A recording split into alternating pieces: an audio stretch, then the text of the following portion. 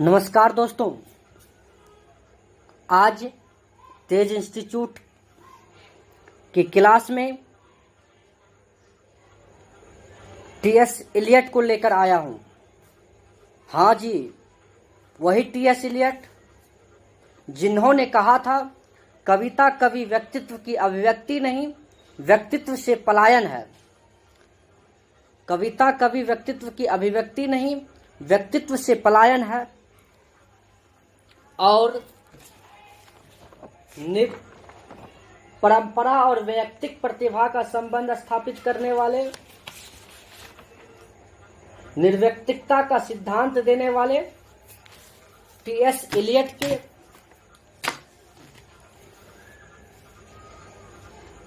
का समान परिचय आप लोगों के बीच प्रस्तुत करने जा रहा हूं। अगर आप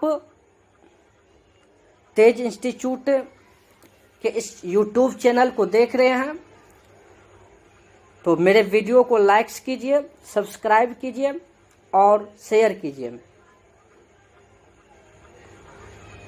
और अगर आप net, JRF, JNU, DU, Jamia, BHU आदि देश की प्रतिष्ठित विश्वविद्यालय की प्रवेश परीक्षा की तैयारी करने के इच्छुक हैं तो नामांकन करवा करके अपनी तैयारी मुकम्मल कीजिए।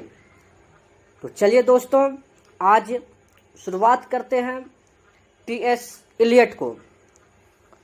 जैसा कि आप सभी जानते हैं, हम तेज इंस्टीट्यूट की तहत आजकल पाश्चात्य काव्यशास्त्र लेकर उपस्थित हुए हैं। उसी दौरान आज हम लोग टीएस इलियट को पढ़ेंगे। टीएस इलियट नई आलोचना के प्रवर्तक हैं, नई आलोचना के बड़े नाम हैं। उनका जन्म 26 सितंबर 1888 ईस्वी को सेंट लुई, अमेरिका के एक प्रतिष्ठित परिवार में हुआ था और उनकी मृत्यु 4 जनवरी 1965 को लंदन में हुई थी। टीएस इलियट हार्वर्ड विश्वविद्यालय के प्रसिद्ध प्रोफेसर इरविंग बेविट के शिष्य थे।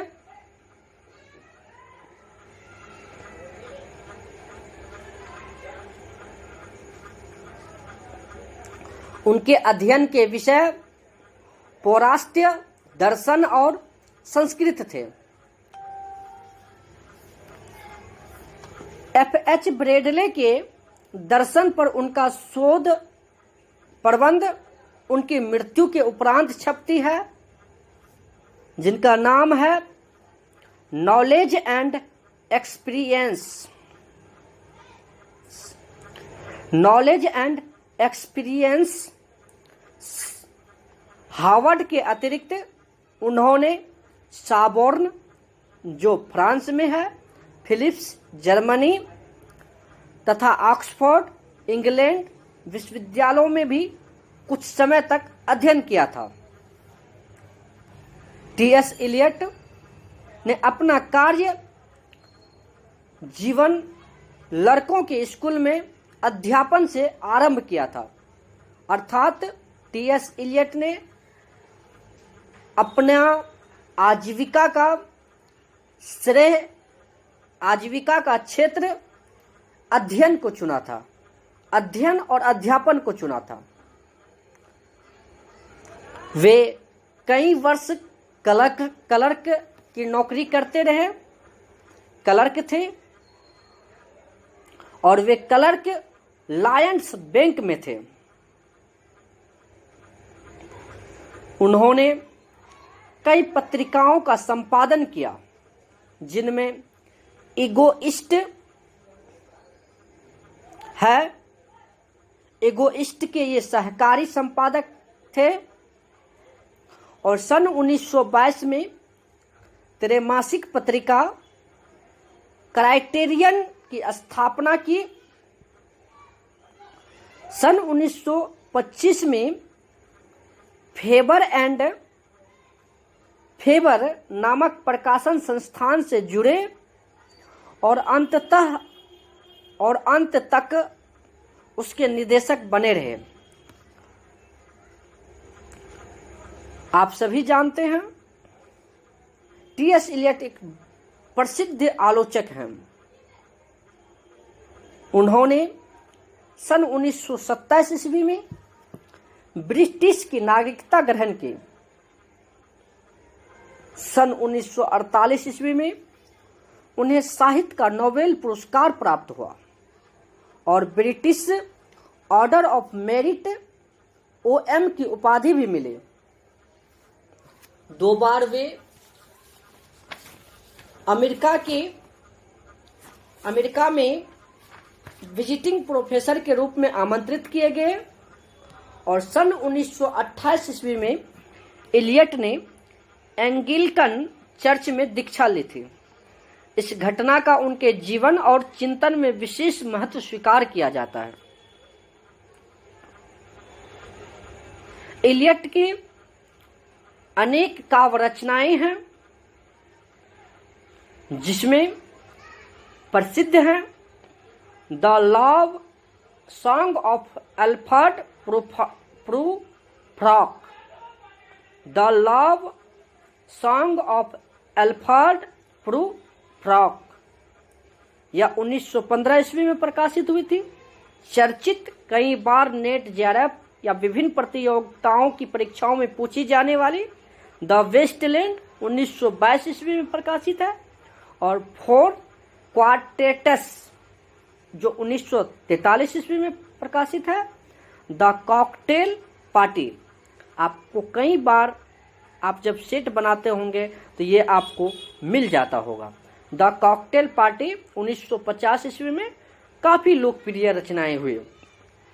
उन्होंने समालोचना के क्षेत्र में अपनी गहरी पहचान बनाई, गहरी पेठ बनाई, जिनमें उनकी प्रसिद्ध रचनाएं हैं द सेक्रेड वुड, काफी चर्चित रचनाएं, कई बार नेट JRF और विभिन्न प्रतियोगिताओं की परीक्षाओं में पूछे जाने वाली, जिसका प्रकाशन 1920 ईस्वी में हुए थे।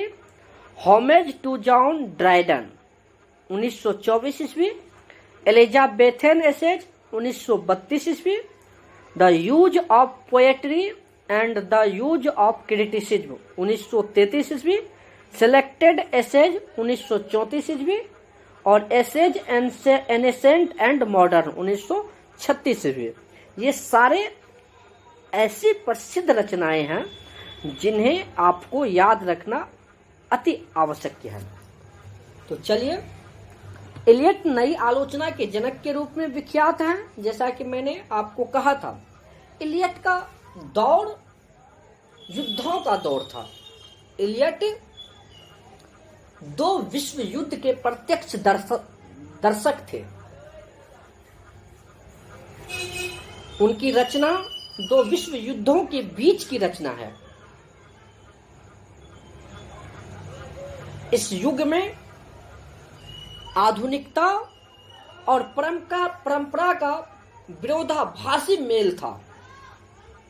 कविता में अजनबीपन का एहसास और व्यक्ति की अस्मिता की तलाश और आगे चलकर विशेषकर नाटकों में अध्यात्म की ओर उनका झुकाव, इन्हीं युद्धों के प्रभाव के कारण हुआ था। एक और दांते, एलिजाबेथन तथा जोकोबियन नाटक का प्रभाव, तो दूसरी ओर शैली पर उनकी 19वीं शताब्दी के फ्रेंच प्रतीकवादी कवियों की छाप। उनके ध्यान का केंद्र मेटाफिजिकल कवि तथा एलिजाबेथन और जोकोबियन युग के नाटक थे। तो आज की क्लास में हम लोग टी.एस. इलियट पे इतना ही रहने देते हैं। फिर हम लोग कल पढ़ेंगे, या जो हमारा टॉपिक होगा, परंपरा और वैयक्तिक प्रतिभा का संबंध। नमस्कार, आपको अगर यह वीडियो अच्छा लगा हो तो लाइक कीजिए, सब्सक्राइब कीजिए और शेयर कीजिए। धन्यवाद।